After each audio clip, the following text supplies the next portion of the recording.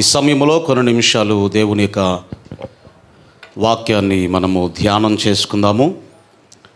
గత కొన్ని వారాలుగా మనము కృత నిబంధనలో మత్తయి శుభవార్త నుంచి ఆరంభించాము. మత్తయి శుభవార్త 5వ అధ్యాయములో వ్రాయబడిన విషయాలు మనం చదువుకొని ధ్యానం చేసుకుంటూ ఉన్నాం. యేసుక్రీస్తు వారు కొండ మీద చేసినటువంటి ఆ ప్రసంగంలో ఉన్నటువంటి అంశాలు ఏంటో మనం నేర్చుకుంటూ ఉన్నాం. యేసయ్య చేసినటువంటి అతిపెద్ద ప్రసంగాల్లో ఇది మొట్టమొదటిది. మత్తయి శుభవార్త 5, 6, 7 ఈ 3 అధ్యాయాలు కూడా యేసుక్రీస్తు వారు చేసినటువంటి ఆ యొక్క ప్రసంగం మనకు కనబడుతూ ఉంది ఈ 3 అధ్యాయాల్లో. గత వారంలో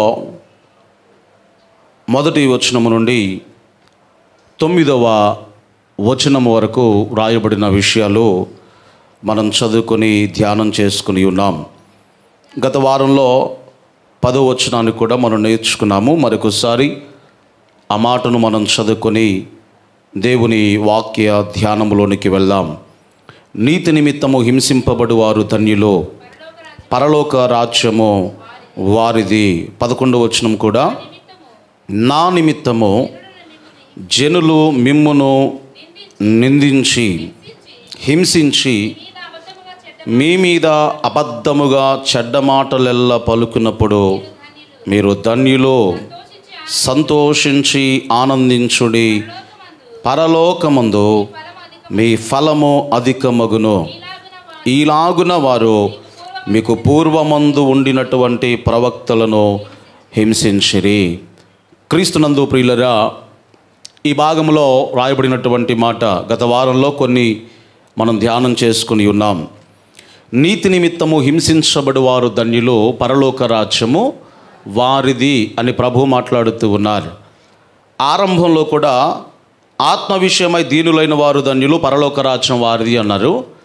ఎండింగ్లోకి వచ్చేసరికి, అంటే ప్రసంగం ఎండింగ్ కాదు, ధన్యతల గురించి మాట్లాడుతూ ఆ ధన్యతల్లో చివరికి వచ్చేసరికి మరల ఏమన్నారు అంటే, నీతి నిమిత్తం ఎవరైతే హింసించబడుతున్నారో వారు ధన్యులు, పరలోక రాజ్యము వారిది అన్నాడు. అంత మాత్రమే కాదు, నా నిమిత్తము అనే మాట ప్రభు ఇక్కడ జ్ఞాపకం చేస్తున్నాడు. బైబిల్లో మనం చదువుకుంటే దేవుడు మన నీతి అయి ఉన్నాడు అనే మాట పరిశుద్ధ లేఖన భాగంలో మనం చూస్తూ ఉన్నాం. నీతి నిమిత్తం హింసించబడడం అంటే క్రీస్తు నిమిత్తం, క్రీస్తును నమ్మిన కారణాన్ని బట్టి మారు మనస్సు పొంది బాప్తిస్మమును పొంది క్రీస్తును సొంత రక్షకునిగా అంగీకరించి క్రీస్తు నిమిత్తం ఎవరైతే నిందించబడి అవమానపరచబడుతున్నారో, క్రీస్తు నిమిత్తం ఎవరైతే అనేకమైనటువంటి దూషణ మాటలు పడుతున్నారో వారు ధన్యులు అన్నాడు. అంత మాత్రమే కాదు, ఏమన్నాడు అంటే మీరు సంతోషించి ఆనందించండి. ఎందుకొరకు? పరలోకమందు మీ ఫలము అధికమగును అన్నాడు. ఆమేన్ చెప్పండి గట్టిగా.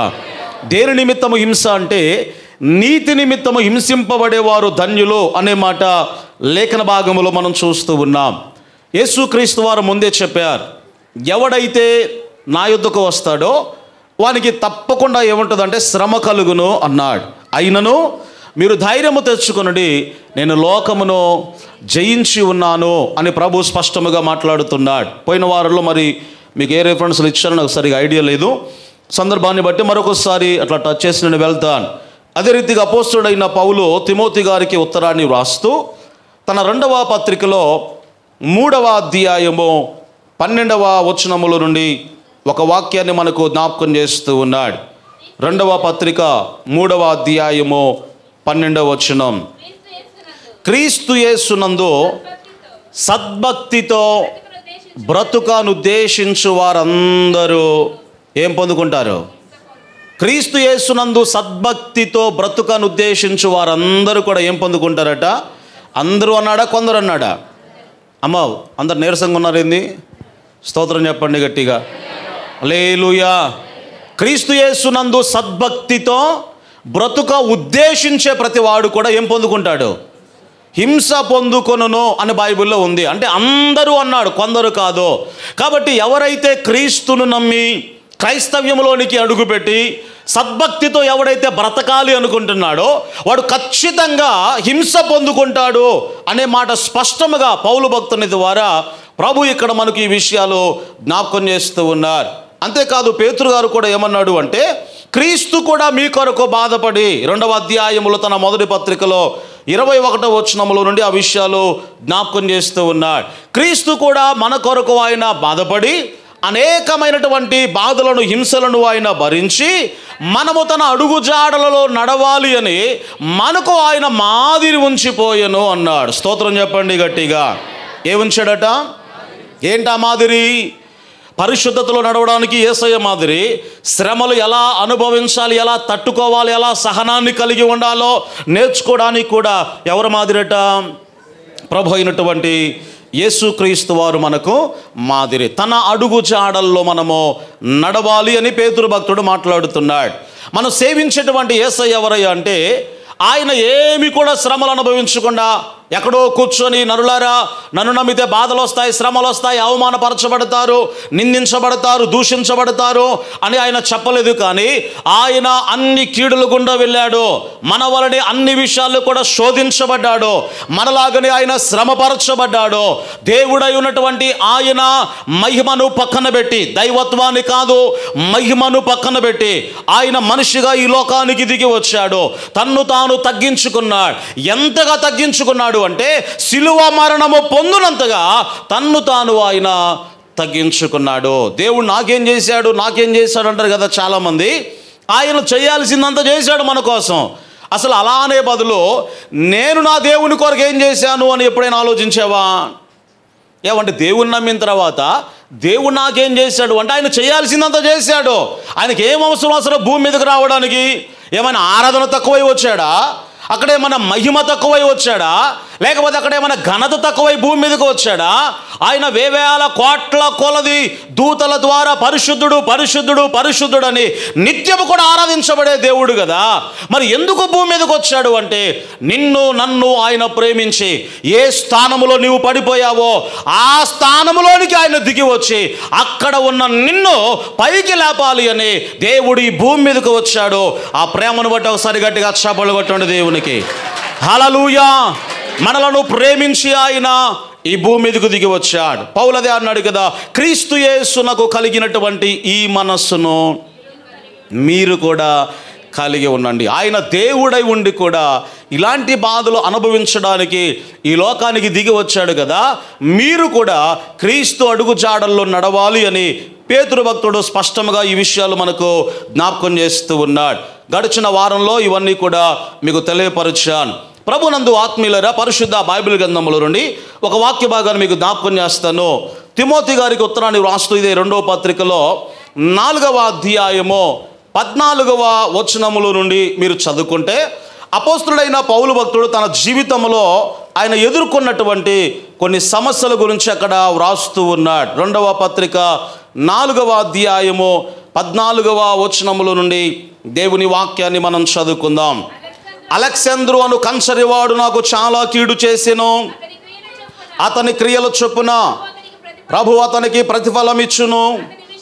అతని విషయమై తిమోతికి చెప్తున్నాడు, తిమోతి నువ్వు కూడా జాగ్రత్తగా ఉండు. అతడు మా మాటలు బహుగా ఎదిరించాడు.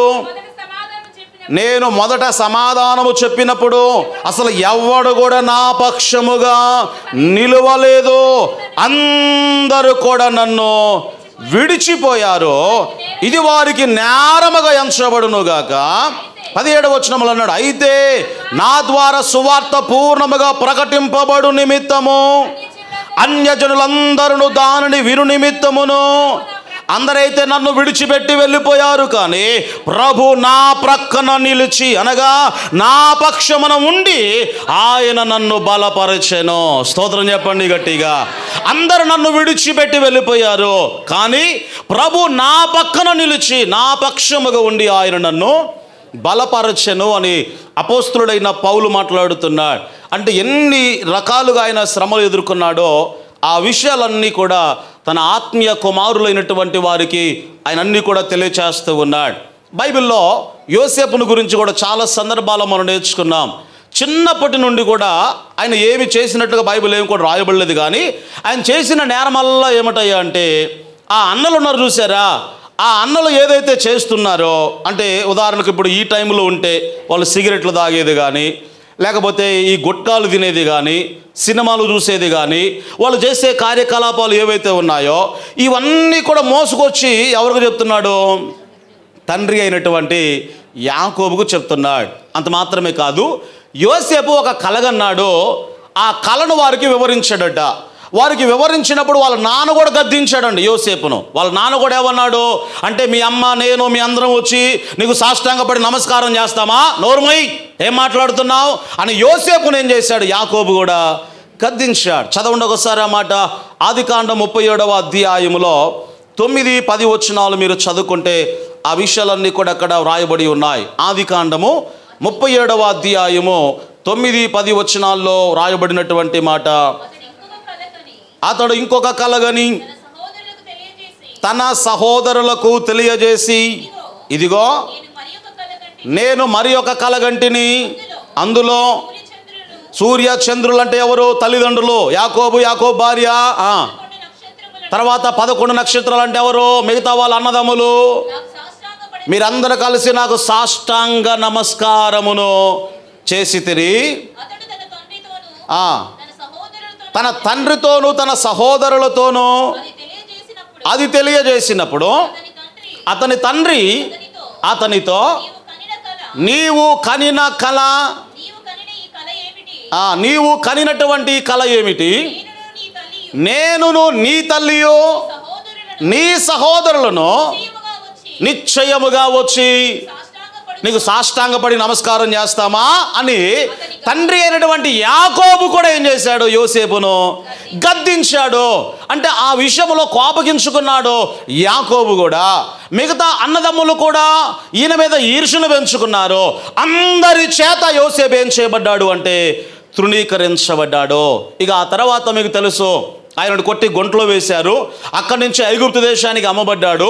ఐగుప్తు దేశంలో పోతీఫర్ ఇంటిలో పని చేయడానికి బానిసగా అతడు అమ్మబడ్డాడు. అక్కడ కూడా చేయనటువంటి నేరాన్ని బట్టి తీసుకుని వెళ్ళి జైల్లో వేశారు. అందరి చేత యోసేపు ఏం చేయబడ్డాడు అంటే తృణీకరించబడ్డాడు. కానీ మధ్యాహ్న కాల సమయంలో వాక్యం వింటున్న ప్రియ దేవుని ప్రజలారా, మనుషులందరి చేత మనము తృణీకరించబడినప్పుడు మన దేవుడు ఎవరై అంటే తృణీకరించబడిన వారిని ఎంపిక చేసేటువంటి దేవుడు ఆయన. స్తోత్రం చెప్పండి గట్టిగా. బైబిల్ ఒక మాట రాయబడి ఉన్నది, మనం చదువుకుంటే కొరింథీయులకు రాసినటువంటి మొదటి పత్రికలోనే 1వ అధ్యాయములో 29వ వచనములో రాయబడినటువంటి మాట. 1వ అధ్యాయము 29వ వచనముల నుండి దేవుని వాక్యాన్ని మనం చదువుకుందాం. శరీరియు అతిశయింపకుండునట్లు, జాగ్రత్తగా వినండి, జ్ఞానులను సిగ్గుపరచడానికి లోకములో ఉన్న వెర్రి వారిని దేవుడు ఏర్పరచుకొని ఉన్నాడు.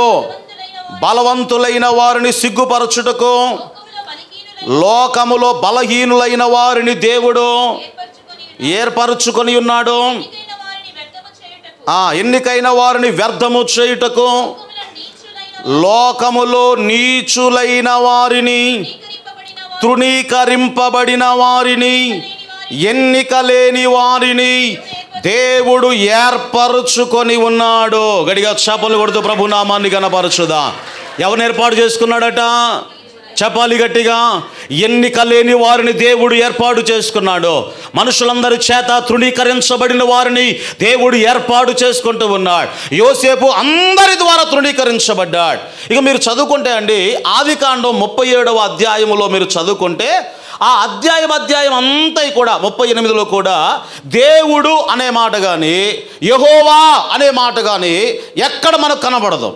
ఆదికాండం 37వ అధ్యాయములో మీరు చదువుకుంటే దేవుడు అనే పదం కానీ యెహోవా అనే పదం కానీ ఎక్కడ మనకు కనపడదు. మనం ఏమనుకుంటాం? ఆ స్థితిలో ఉంటే దేవుడు నన్ను చేయి వదిలిపెట్టాడేమో, దేవుడు నన్ను మరిచిపోయాడేమో, అంతగా నన్ను విసర్జించబడి తృణీకరించబడ్డాను, ఒకవేళ దేవుడు నన్ను పట్టించుకోవడం లేదేమో అని మనం అనుకుంటాం. ఈ 37వ అధ్యాయములో మనం చూస్తే దేవుడు యెహోవా అనే పదం కనబడదు, కానీ దేవుడు బ్యాక్గ్రౌండ్లో ఉండి చేసే కార్యము స్పష్టంగా మనకు కనబడుతూ ఉంది. ఆమేన్ చెప్పండి గట్టిగా. దీనిని ఏమంటారు అంటే సినిమా స్టైల్లో చెప్పాలంటే డైరెక్షన్ అంటారు. చూసారా? డైరెక్షన్ ఏమంటారు నాన్న? డైరెక్టర్ని తెలుగులో అయ్యా దర్శకుడా? దర్శకుడు స్క్రీన్ మీద కనబడ్డాడు. ఎక్కడ కనబడతాడు అంటే బ్యాక్గ్రౌండ్లో ఉంటాడు, స్క్రీన్ మీద కనబడడు. అంటే ఇప్పుడు దేవుడు దర్శకత్వం పాత్రను ఆయన వహించాడు. ఆయన తన కార్యాలు జరిగిస్తూ వచ్చాడు. ఆ తర్వాత దేవుడు యెహోవా అనే మాట ఎక్కడ కనబడుద్ది అంటే 39-40 అధ్యాయుల్లో మీరు చదువుకుంటే సుమారుగా 21 సార్లు దేవుడు యెహోవా అనే పదం మనకు కనబడుతూ ఉంది. అంటే దేవుడు ఇప్పుడు సీన్లోకి ఎందుకు వచ్చాడు అంటే అందరి ద్వారా ఇప్పుడు వ్యతిరేకించబడ్డాడు. చివరికి పోతీఫరు ద్వారా, అధికారి ద్వారా కూడా వ్యతిరేకించబడ్డాడు. చివరి స్థాయిలోనికి ఎప్పుడైతే వచ్చిందో అప్పుడు దేవుడు అనే మాట అక్కడ మనకు స్పష్టముగా కనబడుతూ ఉంది. అంటే దేవుడు మనకు ఎప్పుడు ప్రత్యక్షమవుతాడు అంటే శ్రమల మధ్యలో దేవుడు మనకు ప్రత్యక్షమవుతాడు. అర్థమైన వారు ఆమేన్ చెప్పండి గట్టిగా. ఎక్కడా చెప్పాలి గట్టిగా. ఇప్పుడు ఒకసారి శిష్యులు అడిగారు కదా, అవతలకి వెళ్ళండి అన్నాడు. క్షమించండి, శిష్యులు అడగలేదు. యేసయ్య ఏం చేశాడు అంటే మీరు వెళ్ళండి, అవతల ఒడ్డుకు వెళ్ళండి, నేను వస్తా పదండి అన్నాడు. మీరు నావెక్కి మీరు పదండి, నేను వస్తాను అన్నాడు. వీరు ఎక్కి అవతలకు వెళ్తూ ఉంటే ఈ సముద్రం మధ్యలోకి వెళ్ళిన తర్వాత భయంకరమైన తుఫాను, ఇక నావ మునిగిపోద్దేమో అని చెప్పి వారు భయపడిపోతున్నారు. ఆ తుఫాను చూసి, అలలు చూసి భయపడిపోతున్నారు. తుఫాను వస్తుందని యేసయ్యకు తెలుసా తెలియదా? చెప్పాలి గట్టిగా. పంపించింది ఎవరు అసలు? మీరు పని నేను వస్తానులే అన్నాడు, యేసయ్య పంపించాడు. ఇప్పుడు సతమతం అయిపోతున్నారు. అయ్యో ఇక మేము మునిగిపోతాం, మా పని అయిపోయింది అనుకునే ఆ టైంలో దేనినైతే వారు చూసి భయపడిపోతున్నారో ఆ అలలను అణిచివేసుకుంటూ ఆ అలల మీద నడుచుకుంటూ యేసయ్య వారి దగ్గరకు వస్తూ ఉన్నాడు. మన దేవుడు ఎవరై అంటే శ్రమల మధ్యలో ప్రత్యక్షమయ్యేటువంటి దేవుడు ఆయన. స్తోత్రం చెప్పండి గట్టిగా. మండుచున్న పొదలో మోషే ఎవరిని చూశాడు? చెప్పాలి గట్టిగా. అంటే పొద అది మండుచు ఉన్నది కానీ కాలిపోలేదు, అంటే అది బూడిద కాలేదట. అంటే ఇప్పుడు సామాన్యంగా ఒక కట్టె అది మండుతూ ఉన్నదంటే కాసేపటికి ఏమైపోద్ది? బొగ్గులాగా, బూడిదలాగా మారిపోవాలి. కానీ ఈ పొద మాత్రం మండుచు ఉన్నది కానీ అది బొగ్గు కావట్లేదు, బూడిద కావట్లేదు, ఎంతసేపు కాలు తప్ప, ఇదేంటప్ప ఆశ్చర్యమో అని చెప్పి మోషే గారు ఏం చేశాడు అంటే అది చూడడానికి ఆయన వస్తూ ఉన్నాడు. మరి పొద మండుచున్నది కదా, ఎందుకొరకు కాలడం లేదు, బూడిద కావడం లేదు? గల కారణం ఏమిటంటే ఒక్క ఆకు కూడా వాడిపోలేదట. ఒక్క ఆకు కూడా వాడిపోలేదు. గల కారణం ఏంటి? ఆ పొదల మధ్యలో, అగ్ని మధ్యలో ఎవరున్నారు అంటే దేవుడు ఉన్నాడు. నీ జీవితంలో కొన్ని శ్రమలు, కొన్ని ప్రతికూల పరిస్థితులు రావచ్చును కానీ ఒక్క ఆకు కూడా వాడిపోదు. గల కారణం ఏమిటంటే శ్రమల మధ్యలో ఎవరున్నారు అంటే దేవుడు ఉన్నాడు. ఆమేన్ చెప్పండి గట్టిగా. పౌలు అదే అన్నాడు, నన్ను అందరూ కూడా తృణీకరించారు, అందరూ కూడా నన్ను విసర్జించారు, కానీ నా దేవుడు మాత్రం ఏం చేశాడు? నా ప్రక్క నిలిచి అన్నాడు. అంటే నా పక్షముగా ఆయన నిలిచి ఉన్నాడు అని అపోస్తలుడైన పౌలు భక్తుడు మాట్లాడుతున్నాడు. కాబట్టి యోసేపు తన జీవితంలో ఆయన చేసిన నేరం ఏమీ లేదు, కానీ అన్ని రకాలుగా ఆయన హింసించబడ్డాడు. దేవుడు ఇక్కడ అదే అంటున్నాడు కదా, నీతి నిమిత్తం ఎవడైతే హింసించబడతాడో, సువార్త నిమిత్తం ఎవడైతే శ్రమపరచబడతాడో వాడేమన్నాడు? ఏమవుతాడట? ధన్యుడు, వాడు ధన్యుడు అన్నాడు. ఆమేన్ చెప్పండి గట్టిగా. నీతి నిమిత్తం హింసించబడు వాడు ఏమన్నాడు యేసయ్య? వాడు ధన్యుడు. అలాంటి వారిదే. ఇప్పుడు దీన్ని వ్యతిరేకంగా తీయడం మాట, వ్యతిరేకంగా చెప్పండి ఈ మాట. వ్యతిరేక పదాలు ఉంటాయి కదమ్మా. ఇప్పుడు నీతి నిమిత్తం హింసించబడువాడు ధన్యుడు, పరలోక రాజ్యం వారిది అన్నాడు. దీన్ని వ్యతిరేకంగా చెప్పండి. నీతి నిమిత్తం హింసించబడకపోతే మీరు ధన్యులు కాదు, మీకు పరలోక రాజ్యం లేదు. అంతే కదా. వ్యతిరేక పదం ఏంటి? నీతి నిమిత్తం హింసించబడకపోతే మీరు ధన్యులు కాదు, మీకు పరలోక రాజ్యం లేదు. ఇప్పుడు నీతి నిమిత్తం నువ్వు హింసించబడుతున్నావా? మీరు చెప్పండి నేను ధన్యుడును అని. స్తోత్రం చెప్పండి గట్టిగా. ఒకవేళ బంధువుల్లో నేను ఒంటరిని చేశారేమో. ఈ మధ్య ఎక్కడో చూసా, చివర్లో అట, రోడ్డు చివర్లో ఒక మందిరాన్ని కట్టారట. కొత్తగా రోడ్డు వేశారట. అక్కడకు ఒక మందిరాన్ని కట్టారు. అన్ని గృహాలకు పైప్ లైన్ వేశారట. వాటర్ లైన్ ఉంటుంది చూసారా? అన్ని గృహాలకు పైప్ లైన్ వేశారట. కానీ ఆ చర్చి దగ్గర ఉన్నటువంటి కొంతమంది క్రైస్తవ గృహాలు ఉన్నాయట, అక్కడ ఒక 5-6 ఇళ్ళు ఉన్నాయట, అక్కడికి మాత్రం వేయొద్దు అన్నాడట సర్పంచ్. ఎందుకొరకంటే అక్కడ మందిరం ఉంది, అక్కడికి ప్రార్థన పోయే వాళ్ళు ఉన్నారు, కాబట్టి అక్కడ పైపు లైన్ తీయొద్దు అని చెప్పేసి అన్నాడట. ప్రభునందు ఆత్మీయులరా, అంటే చిన్న చిన్నవే కావచ్చు, కానీ ఇట్లాంటి సమస్యలు క్రైస్తవులు అనబడినందుకు ఇట్లాంటివి కొన్ని మనం ఎదుర్కొంటాం. ఏంటి, క్రైస్తవులకు రాయితీలు రావని, లేకపోతే క్రైస్తవులకు ఇలాంటివి జరగవని, లేకపోతే క్రైస్తవులకు ఇవి వర్తించవు అని ఏవైతే ఉన్నాయో ఈ లోకంలో, అలాంటి ఒకవేళ మీరు అనుభవిస్తున్నారా, అయితే మీరు ధన్యులు. కన్ఫామ్గా చెప్పాడు యేసయ్య, పరలోక రాజ్యము మీదే అన్నాడు. స్తోత్రం చెప్పండి గట్టిగా, హల్లెలూయా. క్రీస్తు సువార్త నిమిత్తం ఒకవేళ నీవు నిందించబడితే, ఒకవేళ యవనస్తులారా మీరు క్రైస్తవులైనందుకు ఒకవేళ వివాహం ఆలస్యం కావచ్చు, మీరు క్రైస్తవులైనందుకు మీకు మంచి ఉద్యోగం రాకపోవచ్చు, ఇవి కూడా హింసలే. ఏం చెప్పండి, ఇవి కూడా క్రీస్తు నిమిత్తమైనటువంటి హింసలే. ఇలాంటివి ఎవరైతే మీరు భరిస్తున్నారో వారిని ఏమన్నాడు దేవుడు, మీరు ధన్యులు, పరలోక రాజ్యము వారిదే అని ప్రభు మాట్లాడుతున్నాడు. కొంతమంది అనుకుంటారండి, అంటే ఇట్లాగే ఒకసారి పాస్టర్ గారు ప్రసంగం చేసాడట, ప్రభు కొరకు శ్రమలు అనుభవించాలి, మనం కొట్టబడాలి, గాయపరచబడాలి, అన్నిటికీ రెడీగా ఉండాలి అంటే కొంతమంది ఉద్రేకం గల్లోలు ఉంటారు కదా, టింగన అప్పటికప్పటికే తీర్మానం చేసుకొని బుర్రన ఊపిపోతారు. అసలు వాక్యం వింటూ ఉండగానే బోరలాగా అలా ఊపిపోతారు. కింద మెట్లు దిగి గేటు దగ్గర బాగానే మళ్ళీ అట్లా సూది పెట్టిపోవడం, కానీ బుస్తున్న గాలి ఎంత బాధ చూసారా, మళ్ళీ అంతా బోరంతా ఖాళీ అయిపోద్ది. కొంతమంది క్రైస్తవులు అట్లా ఉంటారు. ఈ పాస్టర్ గారు వాక్యం చెప్తూ ఉంటే అసలు ఇక ఆ యవనస్తుడు సేవకి వెళ్ళాలనుకున్నాడట. ఆ యవనస్తుడు తీర్మానం చేసుకున్నాడు. ఉద్రేకంతో ఏం చేశాడు అంటే ఇక గబగబా ఎక్కడో ఊళ్ళోకి వెళ్ళాడట. ఎక్కడికో వెళ్ళి ఈ గర్భగుడి అంటారు చూసారా, ఈ గుళ్ళు ఉంటాయి కదా అన్ని దేవతల గుళ్ళు, గర్భగుడిలోకి అసలు గుళ్ళోకే వాళ్ళు చెప్పులు వేసుకెళ్ళరు, బయట చెప్పులు ఇడిచి వెళ్తారండి. ఈడేం చేశాడు, ఉద్రేకంతో షూ వేసుకుని వెళ్ళాడట గర్భగుడిలోకి. ఆ బేపన అక్కడ ఉంటాడు కదా ఆయన, ఆ పురోహితం చేసే ఉంటాడు చూసారా, అక్కడికి వెళ్ళాడట. పూజారి దగ్గరికి వెళ్ళి వెంటనే ఎవరన్నా, మీ అన్నీ కూడా విగ్రహాలే, వాడికి నోరుండి పలకవు, చెవులుండి వినవు, అవన్నీ బొమ్మలు, అది ఇది అన్నాడట. అనగానే ఇప్పుడు వాళ్ళు ఏం చేశారు, గొల్లగా కొట్టేసి కొర ప్రాణాలతో విడిచిపెట్టి స్తంభానికి కట్టేసి ఈ పెద్దయ్య గారికి ఫోన్ చేశారట. అయ్యా ఇట్లా వచ్చాడు వీడు, మీరు ఇదే నేర్పించారా అని చెప్పి ఫోన్ చేస్తే ఆయగారులు వస్తూ ఉండగానే వాళ్ళ మీద పడబోయారట, ఇక కొట్టబోయారట. అయ్యా మీ దండం పెడతాం, మాకేం తెలియదయ్యా, వాడికి ఏదో తెలియక చేశాడులే, ఇంకోసారి అట్లాంటిది జరగదు అని చెప్పేసి ఆ పాస్టర్ గారు చెప్తే, ఇప్పటికీ కూడా ఆ ప్రాంతంలో సువార్త ప్రకటించడానికి ఎవరిని రానివ్వరట. ఎందుకొరకు, ఇట్లా చెప్పిన కారణాన్ని బట్టి. కొంతమంది ఉద్రేకంతో, ఇప్పుడు వీడి కాన్సన్ట్రేషన్ అంతా ఏంటో తెలుసా, ఈ ఒక వ్యక్తిని సువార్త చెప్పి ప్రభువులోనికి నడిపించాలి, ఇది కాదు. ఇది కాన్సన్ట్రేషన్ ఎంత ఏమిటాయి అంటే దెబ్బలు తినాలా. ఏం చెప్పండి, ఎందుకొరకు, అయ్యగారు చెప్పాడు క్రీస్తు నిమిత్తం. అందుకొరకే బైబిల్ ఒక మాట రాయబడింది, తప్పు చేసి దెబ్బలు తింటే దానికి హితమే ఉందిరా అన్నాడు పేతురు భక్తుడు. చదవండి ఒకసారి ఆ మాట, పరిశుద్ధ బైబిల్ గ్రంథంలో మీరు చదువుకుంటే పేతురు గారు రాసినటువంటి మొదటి పత్రికలో 2వ అధ్యాయము 19వ వచనముల నుండి దేవుని వాక్యాన్ని మనం చదువుకుందాం. 2వ అధ్యాయము 19వ వచనముల నుండి వాక్యాన్ని చదవండి. ఎవడైనను అన్యాయముగా శ్రమ పొందుచు దేవుని గూర్చిన మనస్సాక్షి. ఏ మనస్సాక్షిట, అందరికి మనస్సాక్షి ఉందా, అసలు ఉందా లేదా, ఇంటికాడ పెట్టొచ్చారా, బీరోలు పెట్టి తాళం వేసి వచ్చారా, మరి ఏం చెప్పరు, దేవునికి స్తోత్రం కలుగును గాక. మనస్సాక్షి ఉందా, అమ్మో గట్టిగా చెప్పండి. ఏంది మనస్సాక్షి అంటే, ఉంది అంతే. ఏది మనస్సాక్షి అంటే, ఎవరు లేనప్పుడు గద్దిస్తూ ఉంటాడు చూసారా, ఆడే. బోధకులు లేనప్పుడు నీకు బోధిస్తూ ఉంటాడు చూసారా, ఆయన నీ మనస్సాక్షి. అంటే మనస్సాక్షి నీ మీద నేరారోపణ చేస్తూ ఉన్నది అంటే లోపం ఉన్నది అని అర్థం. పౌలు ఏమన్నాడు తెలుసా, నీ మనస్సాక్షి నీ మీద నేరారోపణ చేయకపోతే ధైర్యముగా క్రీస్తు ఎదుట మీరు నిలవబడొచ్చు అన్నాడు. ఆమేన్ చెప్పండి గట్టిగా.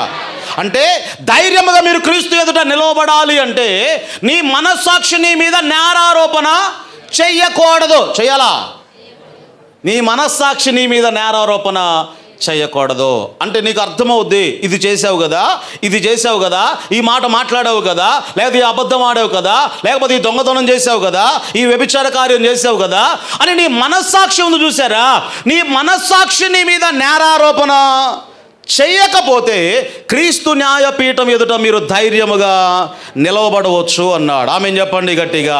అది దేవుని గూర్చినటువంటి మనస్సాక్షి. ఏ మనస్సాక్షి చెప్పండి, దేవుని గూర్చినటువంటి మనస్సాక్షి కలిగి. మూసేశారా, చదవండి. దుఃఖమును సహించిన ఎడల అది హితమగును. తప్పు చేసి దెబ్బలు తింటే, తప్పు చేసి ఒకవేళ మీరు దెబ్బలు తిని సహించిన ఎడల మీకు ఏమి ఘనము? మేలు చేసి బాధపడినప్పుడు మీరు సహించిన ఎడల అది దేవునికి హితమగును. ఇందుకే మీరు పిలువబడితిరి. ఆమేన్ చెప్పండి గట్టిగా. ఎందుకు పిలువబడ్డారు? అయ్యా మీ అందరికి ఆశీర్వాదాలు దీవెనలు అన్నీ చేస్తాను, దానికి కాదట పిలువబడింది. క్రైస్తవులారా, ఎందుకు పిలువబడ్డాము అంటే తప్పు లేకపోయినా, లేకపోతే మన ప్రమేయం లేకపోయినా, తప్పు చేయకపోయినా దెబ్బలు తిని క్రీస్తు కొరకు నిందలు అవమానాలు ఎదుర్కొంటున్నారు చూసారా, అందుకు మనం పిలువబడ్డామట. ఆమేన్ చెప్పండి గట్టిగా. ఈ బోధలు కనుమరుగైపోయి ఈ శరీర సంబంధమైనటువంటి ఆశీర్వాదాల బోధలు వచ్చాయి కాబట్టి ఇప్పుడు ఒక్కసారి ఉదాహరణకు మీకు అర్థం కావడానికి, దేవుడట అక్కడికి పోతే 1000 రూపాయలు ఇస్తే 1,00,000 రూపాయలు ఇస్తున్నాడట అనగానే తెల్లారే అసలు కానుకపెట్టు 2 కానుకపెట్టెలు నిండిపోతాయి. దేవునికి స్తోత్రం. నిండిపోవా? 2 కానుకపెట్టెలు నిండిపోతే, మందిరం నిండిపోతే, కింద కూర్చుంటారు, ఇంకా స్క్రీన్లు పెడతాం. దేవునికి స్తోత్రం. అర్థమైన వారు ఆమేన్ చెప్పండి గట్టిగా. దేనికోసం నీ ప్రాకులాట? భూ సంబంధమైన ఆశీర్వాదాల కోసమా? భూ సంబంధమైనటువంటి వాటి కోసమా? మీకు కానాపూర్లో చెప్పే కదా, మధ్యకాలంలో 15 సంవత్సరాల సీనియర్ విశ్వాసులు అండి మన దగ్గరకు రాలా, ఎక్కడికెక్కడికో తిరిగారు. నాకు సరిగా గుర్తులేదులే కానీ 15, 12 సంథింగ్ 10 సంవత్సరాల పైనే సీనియర్ విశ్వాసులు వాళ్ళు. అక్కడేదో కార్యాలు జరుగుతున్నాయి, ఇక్కడేదో కార్యాలు జరుగుతున్నాయి, ఎవరో చెప్తే తిరిగారు. మొత్తానికి అటు తిరిగి ఇటు తిరిగి ఇటు తిరిగి అటు తిరిగి మొత్తానికి 15 సంవత్సరాలు తిరిగి మరి ఏం జరిగిందో ఏమో మొత్తానికి ఇక 1 నెలే వచ్చారు మన దగ్గరికి. 1 నెలే వచ్చారండి. 1 నెల వచ్చారు. మరి వాళ్ళకి వాక్యం అర్థమైందా, అర్థం కాలేదా? నాకైతే ఏం అర్థం కాలేదులే. కానీ నెల తర్వాత ఈ నెలలో కూడా మళ్ళీ జరిగింది ఏంటో తెలుసా? మన దగ్గర వచ్చే వాళ్ళకి వాళ్ళు వేసే పొలలు ఏంటో తెలుసా? ఆ విషయం వాళ్ళనట్ట అయ్యగారి దగ్గరికి వెళ్తేనట్ట ఎన్ని కార్యాలు జరుగుతాయో. తాను చెడ్డ కోతి వనమంతా చెడిపినట్టు నువ్వు పోయి సావరాదా, మళ్ళీ నువ్వు పోయింది కాక ఇంకేందట, అక్కడికి వెళ్తే అది జరుగుద్దట, ఇక్కడికి వెళ్తే ఇది జరుగుద్దట. మళ్ళీ వచ్చే సంఘాన్ని జడగొట్టడం. 1 నెల వచ్చారు, తర్వాత ఇక మానేశారండి. మానేసుకున్న వాళ్ళు మానేసుకున్నట్టున్నా బాగుండేది. వారం తిరిగేసరికి ఏం చేశారు అంటే ఉప్పులమ్మ పెట్టారు. ఏం పెట్టారు? ఊరంతా యాటలు పెట్టి గ్రాండ్గా పెట్టారు. తర్వాత నాకు తెలిసింది, నేను ఒకటే చెప్పాను, ఇసుక మీద కట్టబడినటువంటి ఇల్లు అలాగే కూలిపోద్దని ప్రభువు చెప్పాడు. బైబిల్ మీరు చదువుకోండి. ఈ నా మాటలు విని వాటి చొప్పున చేయు ప్రతివాడు కూడా బండ మీద తన ఇల్లు కట్టుకున్నటువంటి బుద్ధిమంతుని పోలి ఉండును అన్నాడు. ఇంకో ఇల్లు చెప్పాడండి. ఆ ఇల్లు ఎక్కడ కట్టబడిందట? ఇసుక మీద కట్టబడింది. కాబట్టి తుఫానులో గాలి వచ్చినప్పుడు అది పడిపోతే దాని పాటు గొప్పది అన్నాడు యేసయ్య. ఏమన్నాడు? దాని పాటు గొప్పదంటే అది పడిపోయిన శబ్దం అంటూ చూసారా, 10 ఊర్లకి వినపడుద్దట. బాంబ్ బ్లాస్ట్ అయినట్లుగా ధడేళ్ళ ఒకేసారి కుప్ప కూలిపోద్ది. నాకు అదే గుర్తొచ్చింది. వాళ్ళు వారం తిరిగేసరికి అసలు అది ఆ కార్య విగ్రహారాధన చేశారు అంటే అంతే. యేసయ్య చెప్పిన మాట అది సత్యమో. ఎందుకొరకు అలా పడిపోయారయ్య అంటే వాళ్ళు వాక్యం మీద కట్టబడలా. యేసయ్య చెప్పాడు దేని మీద కట్టబడాలి? ఈ నా మాటలు విని వాటి చొప్పున చేయు ప్రతివాడు కూడా దేని మీద కట్టుకుంటాడు? విశ్వాసాన్ని బండ మీద కట్టుకున్నటువంటి బుద్ధిమంతుని పోలియుండును. కనుక క్రైస్తవులారా, మీరు కట్టబడాల్సింది అద్భుతాల మీద కాదు. మీరు కట్టబడాల్సింది భూ సంబంధమైనటువంటి ఆశీర్వాదాల బోధల మీద కాదు. దేని మీద కట్టబడాలి అంటే దేవుని వాక్యము అనబడినటువంటి బండ మీద మనము కట్టబడాలి. ఆమేన్ చెప్పండి గట్టిగా. హల్లెలూయా. కనుక ఆ రీతిగా మనం కట్టబడినప్పుడు ఎన్ని బలహీనతలు వచ్చినా వాళ్ళు ఎందుకు వదిలిపెట్టారో? ఏదో కార్యం జరుగుద్దని పోయారు. కార్యం జరగలేదు కాబట్టి వాళ్ళు ఏం చేశారు? అప్పుడు జరిగిందట, అందుకొరకు అన్ని సంవత్సరాలు ఉన్నారు. ఇంకేదో అనుకున్నారట, అది జరగలేదు కాబట్టి ఏం చేశారు? దేవుణ్ణి విడిచిపెట్టారు. వాటి కొరకు కాదు ప్రభువును మనం నమ్మేది. పౌలు అన్నాడు కదా, బ్రతుకుట క్రీస్తే, చావైతే నాకు లాభము అన్నాడు. యోబు భక్తుడు అన్నాడు కదా, ఆయన నన్ను చంపినా సరే నాకు ఆయనే కావాలి అని యోబు భక్తుడు మాట్లాడుతున్నాడు. ఇది కదా నిజమైనటువంటి క్రైస్తవ్యం. చాలా సందర్భాల్లో మీకు చెప్పాను. ఇది మీరు యూట్యూబ్లో కూడా చూడదు. పురుషోత్తం చౌదరి గారు అని ఆయన సాక్ష్యం మీరు వినే ఉంటారు. ఎంతమంది చూశారు? మీరు యూట్యూబ్లో చూసారా? రైట్. పురుషోత్తం చౌదరి గారు అని ఆయన క్రీస్తు శకం 1803 సంవత్సరంలో సెప్టెంబర్ 5వ తారీఖున ఒరిస్సా అనబడినటువంటి రాష్ట్రంలో గంజం జిల్లా మదనపూర్ అనబడిన గ్రామంలో పుట్టాడండి. క్రీస్తు శకం 1803. ఎవరన్నా ఉన్నారు అప్పుడోళ్ళు? దేవునికి స్తోత్రం. జోగడిగల్లే రైట్. 1800 అంతా 1900 సంవత్సరాలు యువతలు అనుకుంటా. 1800 అవతల ఎవరు లేరు. రైట్. ఎందుకంటే 200-300 సంవత్సరాల ఎన్ని సంవత్సరాలు ఇప్పటికి, అంతేనా? 1803లో జన్మించాడు ఆయన. పురుషోత్తం చౌదరి గారని బ్రాహ్మణ కుటుంబంలో జన్మించిన వ్యక్తి. అయితే ఈయన ఒక మంచి కవి అట, మంచి కవి. ఒకసారి ఇలాగే ఎవరో కరపత్రిక ఇచ్చారట. అప్పటికి ఇంకా పూర్తి బైబిల్ లేదండి, పూర్తి బైబిల్ ఇంకా అప్పటికి లేదు. మత్తయి, మార్కు, లూకా ఇవి 3 తెలుగులోనికి తర్జుమా చేయబడ్డాయి. ఎందుకంటే మనకు విలియం కేరీ గారు క్రీస్తు శకం అయిన 1730 ఎప్పుడన్నా వచ్చింది, 1793లో 1793వ సంవత్సరంలో విలియం కేరీ గారు వచ్చారు. సుమారుగా 36 సంవత్సరాలు ఉన్న తర్వాత 44 భాషలు ఆయన నేర్చుకున్నాడు. ఎన్ని సంవత్సరాల తర్వాత? 36. తెలుగు ఆయన కాదు, ఆయన ఇంగ్లీష్. ఆయన మన దేశానికి వచ్చి 1793వ సంవత్సరంలో మన భారతదేశానికి వచ్చి 36 సంవత్సరాలు ఉండి 44 భాషలు నేర్చుకొని బైబిల్ తర్జుమా చేయడం మొదలుపెట్టాడు. ఇంకా పూర్తి బైబిల్ అప్పటికి తర్జుమా చేయబడలా, అంటే ప్రింటింగ్ ఇంకా అప్పటికి కాలేదు. మత్తయి, మార్కు, లూకా ఈ 3 పుస్తకాలు అయ్యాయి. అందులో నుండి కొన్ని వచనాలు కొటేషన్ తీసి ఏం చేశారు అంటే కొన్ని పాంప్లెట్స్ పంచిపెట్టారట కొంతమంది. ఈ పత్రిక ఆయన దగ్గరకు వచ్చినప్పుడు అందులో ఒక మాట చూశాడు. ఆయన చూసినటువంటి ఆ 2 మాటలు ఏమంటాయి అంటే మీకు రెఫరెన్స్లు ఇస్తాను, ఇంటికి వెళ్ళిన తర్వాత మీరు చదువుకోండి. సామెతల గ్రంథం 8వ అధ్యాయము 17వ వచనములో వ్రాయబడిన మాట. సామెతల గ్రంథం 8వ అధ్యాయము 17వ వచనములో నన్ను జాగ్రత్తగా వెదుకువారు నన్ను కనుగొందురు అని వ్రాయబడింది. దేవుడు చెప్పాడు కదా, నన్ను జాగ్రత్తగా వెదుకువారు నన్ను కనుగొందురు అని ప్రభు మాట్లాడుతూ ఉన్నాడు. ఈ మాట ఆయన చెవిని పడింది. ఆయన చూశాడట. చూడగానే ఆ పాంప్లెట్లో చూడగానే ఇదేంటి వింతగా ఉంది, నేను ఎన్నో పూజలు చేస్తూ ఉన్నాను, ఏదేదో చేస్తున్నాను, కానీ ఇట్లాంటి మాట ఎప్పుడు నాకు తగలలేదు. అంటే ఈ దేవుడు ఆయన జాగ్రత్తగా వెతికితే నాకు దొరుకుతాడా అని మనసులో ఒక ఆలోచన పడిపోయిందట. ఇంకో ఆలోచన ఏమిటంటే మత్తయి శుభవార్త 19:19లో వ్రాయబడిన మాట, నిన్ను వలే నీ పొరుగు వారిని నీవు ప్రేమించాలి. ఈ మాట కూడా నచ్చిందట. ఎందుకంటే మీరు ఏం చేస్తారంటే మిగతా వారందరిని అంటరాని వారిగా చూస్తారు. నీళ్ళు ఇవ్వాలని కూడా అంత దూరం నుంచి అట్లా ఇస్తారు కదా. కానీ ఈయనెవరో నిన్ను వలే నీ పొరుగు వారిని కూడా ప్రేమించాలని చెప్తున్నాడు అనే ఆలోచన మొదలైందట. ఆ తర్వాత ఈ సువార్తలో రాయబడిన విషయాలన్నీ కూడా చదవడం మొదలుపెట్టాడు. రసెల్ అనబడినటువంటి ఒక దైవజనుడు దేవుని వాక్యాన్ని బోధించాడట. ఆ తర్వాత ఆ దైవజనుడి ద్వారా ఈయన 1833వ సంవత్సరం అక్టోబర్ 6వ తారీఖున బాప్తిసం పొందాడు. ఆమె చెప్పండి గట్టిగా. బాప్తిసం పొందిన తర్వాత ఇంటి వారందరూ ఏం చేశారంటే వెలివేశారండి. భార్య వెలివేసిందట, దగ్గర రాని వల్ల తల్లిదండ్రులు కూడా వెలివేశారట. పోయి ఆ కులం తక్కువ దేవుణ్ణి నమ్ముకుంటావా, ఊర్లో మాకు పరువు లేకుండా చేసావురా అని చెప్పి అందరు కలిసి వెలివేశారండి. వెలివేయబడిన తర్వాత ఆయన ఏం చేశాడు అంటే విశాఖపట్నం దగ్గర విజయనగరం అనబడినటువంటి ఆ గ్రామం నుండి, అమ్మో తల్లులారా, నిద్రపోయేవారులారా, మీకు దండం, దేవునికి స్తోత్రం చెప్పండి గట్టిగా, హల్లెలూయా. బిగ్గరగా దేవునికి స్తోత్రాలు చెల్లించండి. హల్లెలూయా. రైట్. విశాఖపట్నం నుండి విశాఖపట్నం దగ్గర విజయనగరం అనబడినటువంటి ఆ ప్రాంతం నుండి చిత్తూరు జిల్లాలో మదనపల్లి అనబడినటువంటి ఆ ప్రాంతం వరకు సుమారుగా 3 సంవత్సరాలు నడుచుకుంటూ సువార్త చేసుకుంటూ వెళ్ళాడట. ఎన్ని సంవత్సరాలు? 3 సంవత్సరాలు. ఈ 3 సంవత్సరాలు నడుచుకుంటూ సువార్త చెప్పుకుంటూ వెళ్ళి దాదాపుగా ఈ మధ్యలో ఈ గ్రామాల్లో 28 సంఘాలు కట్టాడట. ఆమె చెప్పండి గట్టిగా. ఎన్ని సంఘాలు? 28 సంఘాలు కట్టాడు. ఆ గ్యాప్లో సువార్త ప్రకటిస్తూ వెళ్ళే ఆ ప్రాసెస్లో ఇంటికి వెళ్ళి ఒకసారి చూద్దాం, పలకరించి వద్దామని మరి ఆప్తుల మీద ప్రేమతో ఏదో మొత్తానికి ఇంటికి వచ్చాడట.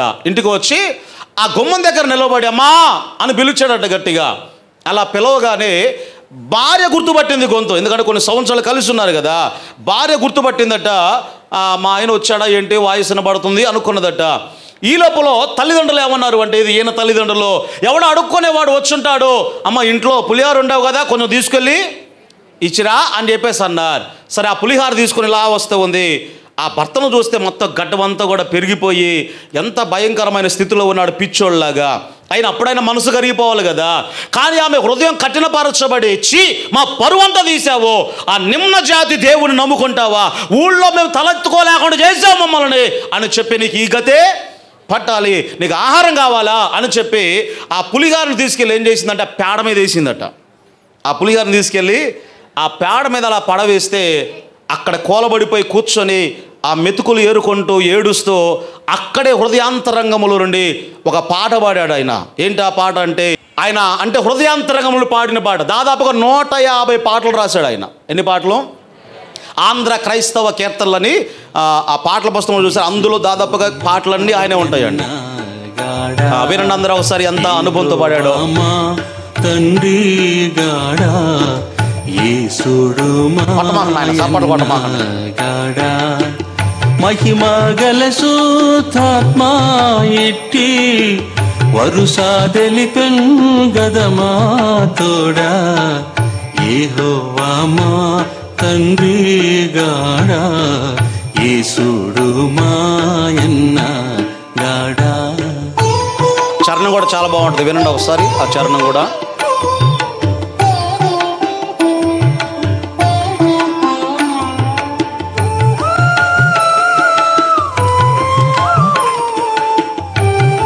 మా స్నేహితులు మోక్ష నగరు మా పుట్టిల్లు ముఖ్య దూతల్ మా స్నేహితులు సాక్షాత్కారమయ్యున్నప్పుడు లక్ష్య పెట్టామిహ బాధలకు యెహోవా మా తండ్రి గాడా యేసుడు మాయన్న గాడా. స్తోత్రం చెప్పండి గట్టిగా. అర్థమైంది ఈ పాట మీకు? ఏమర్థమైంది చెప్పండి. ఏమని పాడాడు? ఎందుకు పాడాడు తెలుసా? ఎందుకు పాడాడు అంటే, నా తల్లిదండ్రులు నన్ను వెలివేసి ఒంటరిని చేశారు అంటే నా కుమారుడు కాదు అని. నా భార్య వెలివేసింది, నా బంధువులు నన్ను వెలివేశారు. ఇప్పుడు ఆయనకు పుట్టినిల్లు లేదు, తల్లిదండ్రులు లేరు, బంధువులు లేరు.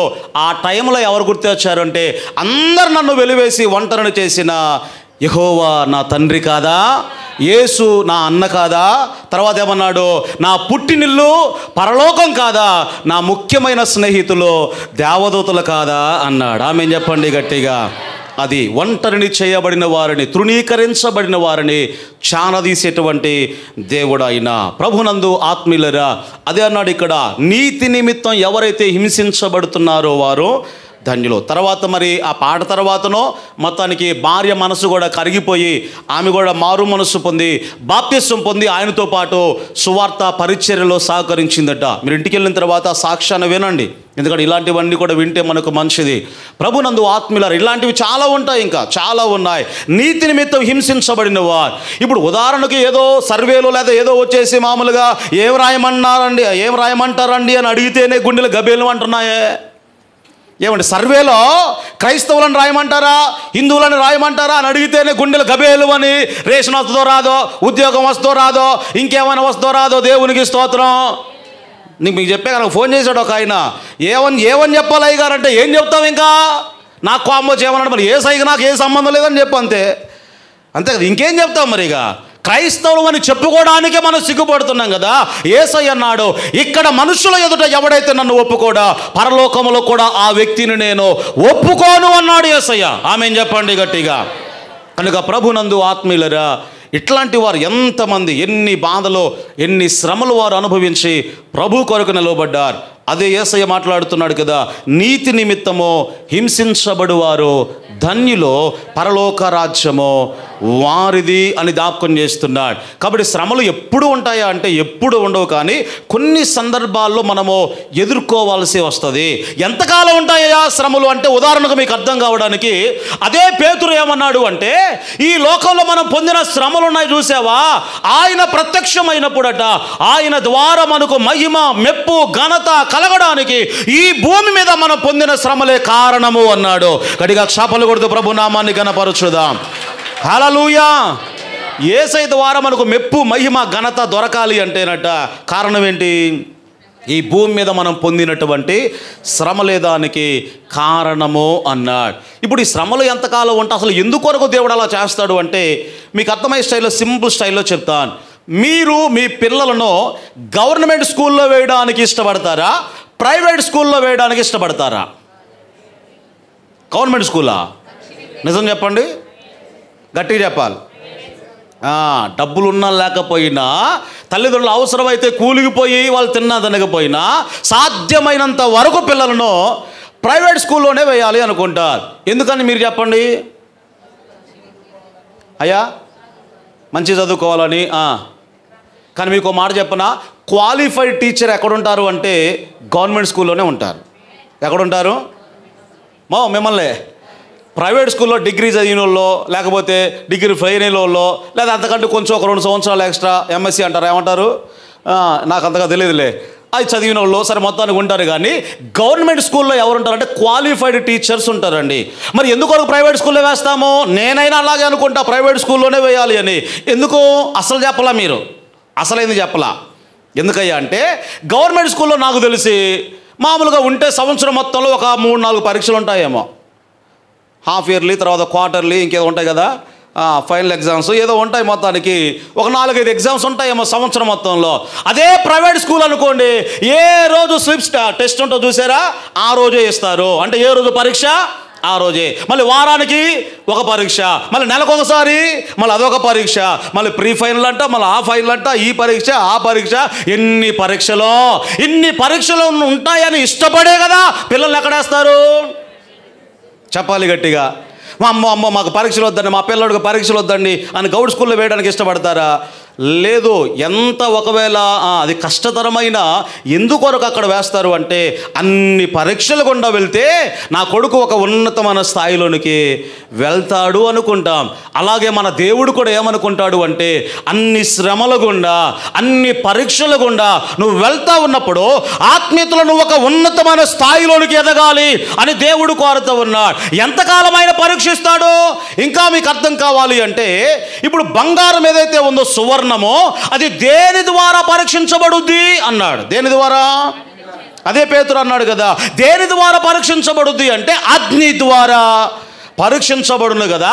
దానికంటే అమూల్యమైన మీ విశ్వాసము ఈ శోధనలకు నిలిచినదై ఉన్నప్పుడు ఆయన ప్రత్యక్షమైతే అప్పుడు మీకు మహిమ, మెప్పు, ఘనత కలగడానికి ఈ శ్రమలే దానికి కారణము అన్నాడు. ఆమేన్ చెప్పండి గట్టిగా. కాబట్టి మనము కాల్చబడాలి, అగ్నిలో కాల్చబడాలి. ఎంతవరకు? యోబు అన్నాడు, శోధించబడిన తరువాత చెప్పాలి గట్టిగా, నేను సువర్ణముగా మారితిని అన్నాడు. శ్రమల్లో వేసి అలా కాల్చబడుతూ ఉంటే కంసాలు ఎంతవరకు కాలుస్తాడు? ఆ మెరుగు వచ్చేదాకా కాలుస్తాడండి. బంగారం మీరు షాపులో కొత్తగా ఉన్న బంగారం మీరు చూస్తే కేడియన్ 24 క్యారెట్ ఏదో అంటారు కదా, 24 క్యారెట్ ఒకటి, 22 ఒకటి, 18 ఏదో ఉంటాయి కదా. ఇప్పుడు 24 క్యారెట్ బంగారం అన్నారు అనుకో, తెగ మెరిసిపోతూ ఉంటుంది. ఇంకో మాట చెప్పాలి అంటే అద్దంలాగా మెరిసిపోద్దండి అసలు బంగారం. ఇప్పుడు అద్దంలో మీ ముఖం ఎట్లా కనబడుద్దో, ఇంకా మీకు చెప్పాలి అంటే ఇక ఒకటి గుర్తు వస్తూ ఉంటాయి. సొలొమోను ఏం చేశాడు అంటే బహుధనవంతుడు ఆయన. ఈ ఎదురుగా డిఫెన్స్ చేస్తే దాన్ని ఏమంటారు? డాలేనా? ఒక చేతిలో కత్తి ఉంటుంది, ఇంకో చేతిలో డాల్ ఉంటుంది చూసారా. ఈ డాలు కూడా దేంతో జయించాడు అంటే బంగారంతో జయించాడట. డబ్బులు ఎక్కువయ్యా కాదు, ఆయన జ్ఞానం ఏంటో తెలుసా? వాడు ఎదురుగుండా కత్తితో ఇలా మీద కొడుతున్నప్పుడు ఇలా డిఫెన్స్ చేశాడు అనుకోండి, డాల్ అడ్డం పెట్టాడు అనుకోండి, ఆ సూర్యుని వెలుతురు దీని మీద పడి, అప్పుడు అద్దాలు లేవుగా, ఈ సూర్యుని వెలుతురు దాని మీద పడి ఆ కాంతి వాడు మొహంలో పడుద్ది, ఎదురున్నోడిని సరిగా దెబ్బ కొట్టలేడు. అందుకొరకే సొలొమోను ఏం చేశాడు అంటే బంగారంతో డాలు సైనికులందరికీ కూడా బంగారంతో జయించాడట. అట్లా అడ్డం పెట్టగానే ఆటోమేటిక్గా సూర్యరశ్మి ఏమవుద్ది? ఎదుట ఉన్నవాడి ఆ కంట్లో పడిపోద్ది. అంటే అంత దగ మెరుపు వచ్చేదాకా ఈ కంసాలు ఏం చేస్తూ ఉంటాడు అంటే ఆ అగ్నిలో వేసి కాలుస్తూ ఉంటాడు. ఒకవేళ బంగారం అడిగింది అనుకో, ఇంకా ఎంతకాలం కాలుస్తావయ్యా, ఇంకా ఎంత సమయం అయ్యా, అయ్యో మాడిపోతానేమో అంటే మాడిపోవు. ఎందుకొరకంటే కంసాలి దృష్టి అంతా దేని మీద ఉంటుందో తెలుసా? ఆ కాల్చబడే బంగారం మీదనే ఉంటుంది. నువ్వు అనుకుంటావేమో, అయ్యో నేను శ్రమల్లో పడిపోయాను, నేను తృణీకరించబడ్డాను, ప్రతికూల పరిస్థితులు గుండా వెళ్తున్నాను, అనేకమైన బలహీనతలు గుండా వెళ్తున్నాను, దేవుడు నన్ను పట్టించుకోవడం లేదేమో అని నువ్వు అనుకుంటున్నావేమో. కానీ కంసాలి దృష్టి బంగారం మీద ఉన్నట్లుగా శ్రమలలో ఉన్న వారి మీద యేసయ్య దృష్టి మెండుగా ఉంటుంది. అర్థమైన వారు ఆమేన్ చెప్పండి గట్టిగా. హల్లెలూయా. అలాగే చూస్తూ ఉంటాడండి, అలాగే చూస్తూ ఉంటాడు. మరి ఎప్పటిదాకా కాలుస్తావయ్యా అని బంగారం అడిగింది అనుకోండి, కంసాలు ఏం చెప్తాడు తెలుసా? నా నీడ అందులో కనపడాలి. దేంట్లో? కాల్చబడి అంటే మెరుగు అంతగా పెట్టబడితే అది దగదగదగ మెరిసిపోతున్నప్పుడు నా మొహం అందులో కనపడాలి. ఇప్పుడు యేసయ్యను కూడా అడిగామనుకోండి, ఎంతకాలమయ్యా ఈ శ్రమలు అంటే, నా స్వభావంలోనికి నువ్వు మార్చబడేదాకా అంటాడు. ఆమేన్ చెప్పండి గట్టిగా. యేసయ్య స్వారూప్యములోనికి మనము మార్చబడేంత వరకు. యేసయ్య శ్రమల ద్వారా ఏమి నేర్చుకున్నాడు అంటే విధేయత నేర్చుకున్నాడు అని లేఖన భాగంలో మనం చూస్తూ ఉన్నాం. కనుక నీతి నిమిత్తం ఏదైతే నువ్వు హింసించబడుతున్నావో, అవమానపరచబడుతున్నావో, ఇంకా ఏమన్నాడు? మీ మీద అబద్ధముగా చెడ్డ మాటలెల్లా పలుకున్నప్పుడు మీరు, అమ్మా చెప్పండి గట్టిగా. కొంతమంది అబద్ధాలు ఎట్లా ఉంటాయంటే సాతానుడే ఆశ్చర్యపోయేంతగా అబద్ధాలు ఆడతారు కొంతమంది. అబద్ధానికి జనకుడైనటువంటి సాతానుడు చూసారా అంటే వాటిని పుట్టించడంలో ఎలా ఉన్నామో అంటే వాడికంటే మీరిపోయాం మనం. అర్థమైందా మీకు? ఇప్పుడు యేసయ్య ఏమన్నాడు అంటే అబద్ధమైనటువంటి సాక్ష్యాలు ఏవైతే ఉన్నాయో మీ మీద అబద్ధముగా ఇంకా ఏమన్నాడు? చెడ్డ మాటలల్లా పలుకున్నప్పుడు మీరు ధన్యులు. నీతి నిమిత్తం హింసించబడుతున్నావా? ఒకవేళ నీ ప్రమేయం లేకపోయినా, ఒకవేళ నిందల అవమానాలు ఎదుర్కొంటున్నావా? ప్రభు అన్నాడు కదా, మీరు సంతోషించి ఆనందించండి, పరలోకమందు మీ ఫలము అధికమగును అని ప్రభు స్పష్టంగా మాట్లాడుతూ ఉన్నాడు. మిగతా విషయాలు వచ్చే వారం ధ్యానం చేసుకుందాం. దేవుని కృప మనందరికీ తోడై నడిపించును గాక.